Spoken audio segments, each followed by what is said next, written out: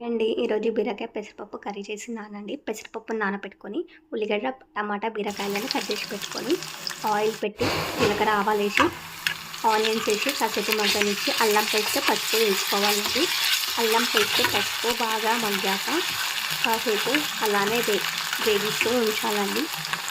తరువాత కాస్తంత టమాటా, బీరకాయ పీసెస్ని వేసుకొని బాగా మగ్గించాలండి. ఎంతసేపు మగ్గితే అంత టేస్టీగా ఉంటుందండి కర్రీ ఆయిల్ పైకి తేలే వరకు ఉంచి బీరకాయ ముక్కలు, టమాటా ముక్కలు అప్పటిలోపు మగ్గిపోతాయండి.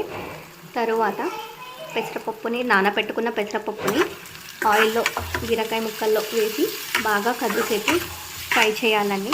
ఫ్రై చేసిన దానిలో కొంచెం కారం, సాల్ట్, ధనియాల పొడి వేసి బాగా ఫ్రై చేసుకోవాలండి. ఆయిల్ పైకి రావాలి, అలా అని మాడిపోయేదాకా ఉంచకూడదండి.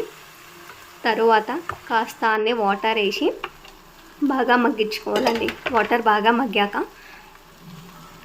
స్టవ్ కొంచెం సిమ్లో పెట్టుకొని బాగా మగ్గించాలండి. వాటర్ బాగా ఇనికిపోయి పెసరపప్పు ఉడికే వరకు ఉంచుకొని పెట్టుకుంటే ఎంతో టేస్టీ పెసరపప్పు కర్రీ రెడీ అండి.